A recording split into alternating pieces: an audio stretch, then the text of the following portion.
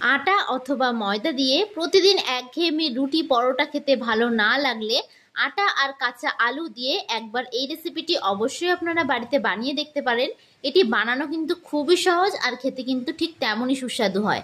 আশা করি রেসিপিটা আপনাদের সকলের কাছে খুবই ভালো লাগবে। তো চলুন দেখে নেওয়া যাক আজকে আমার এই রেসিপিটি। তো ভিডিওটা কোথাও স্কিপ না করে পুরোটা দেখার জন্য আপনাদের কাছে আমার অনুরোধ রইল। সবার প্রথমে আমি এখানে একটা মিক্সিং বোল নিয়ে নিয়েছি।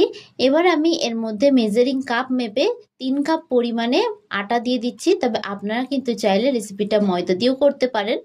আপনাদের হাতের সামনে যদি মেজারিং কাপ না থাকে তবে আপনারা চায়ের কাপ বা বাটি মেপেও নিতে পারেন। এবার আমি এর মধ্যে দিয়ে দিচ্ছি স্বাদ অনুযায়ী লবণ ও দিয়ে দেবো 2 টেবিল স্পুন অনুযায়ী সাদা তেল। এবার এই সমস্ত উপকরণগুলোকে আমি হাত দিয়ে খুব ভালো করে একটু মিশিয়ে নেব।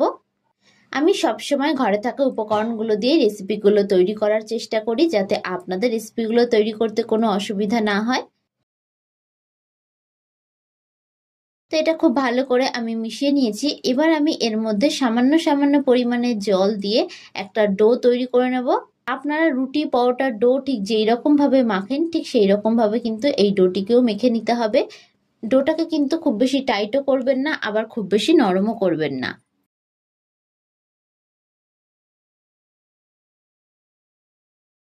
তো দেখুন এইরকম ভাবে কিন্তু আমি ডোটাকে রেডি করে নিয়েছি। তো দেখুন ডোটা কিন্তু খুব সফট ও নরম হয়েছে। এইরকম ভাবে ডোটাকে আপনারা একটু মেখে নেবেন। এবার এটাকে ঢাকনা চাপা দিয়ে আমি 15 মিনিটের জন্য একটু রেস্ট রেখে দিচ্ছি। অন্যদিকে আমি একটা কড়াই বসিয়ে দিয়েছি। কড়াইটা গরম হলে আমি এর মধ্যে দিয়ে দিচ্ছি বেশ খানিকটা পরিমাণে সাদা তেল। তেলটা কিন্তু খুব ভালোভাবে একটু গরম হয়ে গেছে। এবার আমি এর মধ্যে ফোড়নের জন্য দিয়ে দিচ্ছি গোটা জিরে।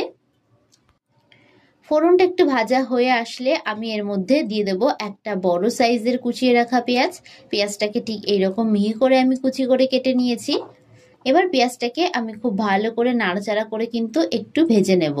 গ্যাসের ফ্লেমটাকে মিডিয়াম টু হাই রেখে 2 মিনিট ধরে নাড়াচাড়া করে কিন্তু আমি পেঁয়াজটাকে একটু ভেজে নিয়েছি। পেঁয়াজটার মধ্যে যখন একটু কালার আসতে শুরু করবে তখন আমি এর মধ্যে দিয়ে দিচ্ছি ঝালের জন্য কাঁচা লঙ্কা কুচি। এবার কাঁচা লঙ্কা ও পেঁয়াজ দিয়ে আমি আবারও খুব ভালো করে একটু ভেজে নিলাম। এবার আমি এর মধ্যে দিয়ে দেব আলু ও গাজর কুচি। এখানে আমি আলু ও গাজরটাকে ঠিক এইরকম একটু মিহি করে কুচিয়ে নিয়েছি। এখানে আলু ও গাজরটাকে কিন্তু একটু মিহি করে কুচিয়ে নিতে হবে, তাহলে কিন্তু রেসিপিটা খুব তাড়াতাড়ি তৈরি হয়ে যাবে আর রেসিপিটা খেতেও কিন্তু খুবই ভালো লাগবে। এবার খুব ভালো করে নাড়াচাড়া করে কিন্তু আমি এটাকে একটু ভেজে নেব। গ্যাসের ফ্লেমটাকে কিন্তু আমি এই অবস্থায় হাইয়ে রেখেছি। আমি এখানে আলু ও গাজর দিয়ে রেসিপিটা তৈরি করছি, তবে আপনারা কিন্তু এখানে চাইলে আপনাদের পছন্দ মতন যে কোনো সবজি অ্যাড করে দিতে পারেন। এবার আমি এর মধ্যে দিয়ে দিচ্ছি স্বাদ অনুযায়ী লবণ। নুনটা কিন্তু অবশ্যই আপনারা আপনাদের স্বাদ অনুযায়ী দেবেন। এবার দিয়ে দিচ্ছি হলুদ গুঁড়ো। এবার নুন ও হলুদ দিয়ে খুব ভালো করে নাড়াচাড়া করে আমি কিন্তু একটু ভাজা ভাজা করে নেব। ভিডিওটা আপনাদের কাছে কেমন লাগলো অবশ্যই কিন্তু আমাকে কমেন্ট বক্সে জানাতে ভুলবেন না। আর আমার এই ভিডিওটি যদি আপনাদের কাছে ভালো লেগে থাকে তাহলে অবশ্যই একটা লাইক করবেন। আর যারা যারা আমার চ্যানেলের নতুন বন্ধু তারা অবশ্যই আমার চ্যানেলটি সাবস্ক্রাইব করে দেবেন। আমার ভিডিওর আপডেট সবার আগে পেতে পাশে থাকা বেল আইকনটা ক্লিক করতে ভুলবেন না। আর যারা যারা ফেসবুক থেকে দেখছেন তারা রনিতাস ফুড প্লেস পেজটিকে ফলো করে দেবেন। তো এইভাবে কিন্তু খুব ভালো করে আমি একটু ভেজে নেব। তো এবার এটাকে আমি ঢাকনা চাপা দিয়ে দেবো 5 মিনিটের জন্য। গ্যাসের ফ্লেমটাকে এই অবস্থায় আমি মিডিয়ামে করে দেব। 5 মিনিট পর আমি ঢাকনা সরিয়ে নিলাম। এর মাঝে কিন্তু আমি দুবার ঢাকনা সরিয়ে খুব ভালো করে একটু নাড়াচাড়া করে দিয়েছিলাম। তো দেখুন এগুলো কিন্তু খুব ভালোভাবে সেদ্ধ হয়ে গেছে। এইরকম ভাবে ঢাকনা চাপা দিয়ে রান্নাটা করে নেবেন, তাহলে কিন্তু সমস্ত সবজিগুলো খুব তাড়াতাড়ি সেদ্ধ হয়ে যাবে। এবার আমি এর মধ্যে দিয়ে দিচ্ছি লঙ্কার গুঁড়ো। আমি কিন্তু ঝালের জন্য অলরেডি আগে কাঁচা লঙ্কা দিয়েছি, তো আপনারা এখানে লঙ্কার গুঁড়োটা একটু বুঝে দেবেন।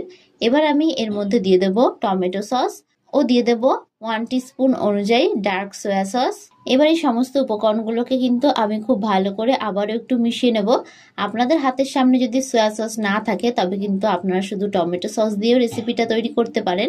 এই রেসিপিটা কিন্তু বাড়ির বাচ্চা থেকে বড়রা সকলেই খেতে খুব পছন্দ করবে। আর আপনার কাছে কিন্তু বারবার রিকোয়েস্ট আসবে এই রেসিপিটা তৈরি করার জন্য। তো এগুলো খুব ভালোভাবে ভাজা হয়ে গেছে। তো গ্যাসের ফ্লেমটাকে আমি এবার অফ করে দেব। এবার এগুলোকে অন্য একটি পাত্রে আমি নামিয়ে নেব। এবার আগে থেকে যে ডোটা আমি তৈরি করে রেখেছিলাম সেই ডোটাকে আবার একটু আমি মেখে নিচ্ছি। ডোটা 15 মিনিট রেস্টে রাখাতে কিন্তু আরো অনেক বেশি সফট ও নরম হয়ে গেছে। এবার এটার থেকে আমি লেচি কেটে নেব। সাধারণত আপনারা রুটির লেচি ঠিক যেরকম ভাবে কাটেন ঠিক সেরকম ভাবে কিন্তু এই লেচিগুলোকে একটু কেটে নেবেন। তো এখানে আমার 5টা লেচি হয়েছে। তো এবার লেচিগুলোকে আমি একটু হাতের সাহায্যে গোল করে চ্যাপটা করে নেব, তাহলে কিন্তু রেসিপিটা তৈরি করতে আমার অনেক বেশি সুবিধা হবে। আমি এখানে রেসিপিটা 3 কাপ আটা দিয়ে করেছি, তবে আপনারা কিন্তু চাইলে পরিমাণটা কম বেশি করে করতেই পারেন। তো সবকটা লিচিগুলোকে আমি একই রকম ভাবে রেডি করে নিয়েছি। এবার একটা লিচি আমি নিয়ে নিলাম। এবার 2 হাত দিয়ে আমি ঠিক এরকম ভাবে সাইড দিয়ে চ্যাপটা করে করে এরকম বাটির শেপ দিয়ে নেব। লিচিটা চারিদিক দিয়ে 2 হাত দিয়ে এরকম ভাবে চাপ দেবেন, তাহলে দেখবেন লিচিটা খুব সহজে একটা বাটির শেপে তৈরি হয়ে যাচ্ছে। এবার আমি এর মধ্যে আগে থেকে যে পুরটা রেডি করে রেখেছিলাম সেই পুরটা দিয়ে দেব। পুরটা দিয়ে ঠিক মুখটাকে এইরকম ভাবে একটু বন্ধ করে দেব। মুখটাকে কিন্তু খুব ভালো করে একটু বন্ধ করে দেবেন। এবার 2 হাত দিয়ে ঠিক এইরকম ভাবে আমি একটু গোল করে নিচ্ছি। এরকম ভাবে কাজটা করবেন, তাহলে কিন্তু কাজটা খুব সহজেই হয়ে যাবে। আরো একটা আমি আপনাদেরকে তৈরি করে দেখাচ্ছি। একই রকম ভাবে কিন্তু এটাকেও আমি একটা বাটির শেপ দিয়ে নেব। কাজটা কিন্তু খুবই সহজ, আপনারা ভিডিওটা ভালো করে লক্ষ্য করলেই বুঝতে পারবেন। এবার এটার মুখটাকেও আমি খুব ভালো করে একটু বন্ধ করে নিচ্ছি। তো সবগুলোকে আমি একেবারে রেডি করে আপনাদেরকে দেখাচ্ছি। তো দেখুন এখানে কিন্তু সবগুলোকে ঠিক একই রকম ভাবে আমি তৈরি করে নিয়েছি। অন্যদিকে আমি একটা চপিং বোর্ড নিয়ে নিলাম। এই চপিং বোর্ডের উপর আমি বেলে নেব, তবে আপনারা কিন্তু চাইলে কিচেন স্ল্যাবেও বেলে নিতে পারেন। এবার একটা লেচি নিয়ে এর উপর থেকে আমি কিছুটা পরিমাণে আটা ছড়িয়ে দিলাম। আমি এখানে আটা দিয়ে বেলছি, তবে আপনারা কিন্তু ময়দা দিয়েও বেলতে পারেন। প্রথমে খুব ভালো করে লেচিটাকে একটু কোট করে নেবেন আটার মধ্যে, তারপরে খুব ভালোভাবে একটা বেলনির সাহায্যে বেলে নেবেন। খুব বেশি বড় করে কিন্তু বেলার এখানে প্রয়োজন নেই। এগুলোকে কিন্তু একটু মোটা করে বেলে নিতে হবে, তাহলে কিন্তু রেসিপিটা খেতে অনেক বেশি ভালো লাগবে। তো দেখুন এইরকম ভাবে কিন্তু আমি এগুলোকে বেলে নিয়েছি। অন্যদিকে আমি একটা কড়াই বসিয়ে দিয়েছি। কড়াইতে আমি বেশ খানিকটা পরিমাণে সাদা তেল দিয়ে দিয়েছি। গ্যাসের ফ্লেমটাকে হাইয়ে রেখে তেলটাকে আমি খুব ভালো করে একটু গরম করে নেব। তো তেলটা কিন্তু খুব ভালোভাবে আমার গরম হয়ে গেছে। এবার আমি একে একে যে নাস্তাগুলোকে বেলে রেখেছিলাম সেগুলোকে দিয়ে দেব। তেলটা গরম হলে তারপরে কিন্তু নাস্তাগুলো দেবেন, তাহলে কিন্তু নাস্তাগুলো ভাজতে অনেক বেশি সুবিধা হবে। তো এপিট ওপিট করে কিন্তু আমি নাস্তাগুলোকে খুব ভালো করে একটু লাল লাল করে ভেজে নেব। তো দেখুন নাস্তাটি কতটা ফুলে উঠেছে। এইরকম পদ্ধতিতে আপনারা তৈরি করবেন, তাহলে কিন্তু সবকটা নাস্তাই পুরো গোল বলের মতন ফুলে উঠবে। তো খুব ভালোভাবে ভাজা হয়ে গেছে। তো এবার এটাকে তেল থেকে অন্য একটি পাত্রে আমি তুলে নিচ্ছি। বাদবাকিগুলোকেও কিন্তু আমি ভেজে নিচ্ছি। আমার এই ভিডিওটা আপনাদের কাছে ভালো লেগে থাকলে অবশ্যই একটা লাইক করে দেবেন। আর যারা যারা আমার চ্যানেলের নতুন বন্ধু তারা অবশ্যই আমার চ্যানেলটি সাবস্ক্রাইব করে দেবেন। আমার ভিডিওর আপডেট সবার আগে পেতে পাশে থাকা বেল আইকনটা ক্লিক করতে ভুলবেন না। আর যারা যারা ফেসবুক থেকে দেখছেন তারা রনিতাস ফুড প্লেস পেজটিকে ফলো করে দেবেন। তো ভিডিওটা শেষ পর্যন্ত দেখার জন্য আপনাদেরকে আমি অসংখ্য ধন্যবাদ জানাই। তো দেখুন খুব সুন্দরভাবে তৈরি হয়ে গেছে আমাদের আজকের নাস্তার এই রেসিপিটি। এগুলো কিন্তু কতটা ফুলকো ফুলকো হয়েছে। এগুলো দেখতে যতটা সুন্দর হয়েছে খেতে কিন্তু ঠিক ততটাই ভালো হয়েছে। আর এগুলো কিন্তু কতটা সফট ও নরমও হয়েছে। আর ভেতরটা কিন্তু পুরো পুরে ঠাসা। তো আপনাদের কাছে আমার রিকোয়েস্ট থাকলো এই রেসিপিটা বাড়িতে একবার হলে তৈরি করার জন্য। তো আজকের মতন আমি বিদায় জানালাম। আবারও হাজির হব আপনাদের সামনে নতুন একটি রেসিপির ভিডিও নিয়ে। তো আশা করি আপনারা সকলে ভালো থাকবেন, সুস্থ থাকবেন। ধন্যবাদ।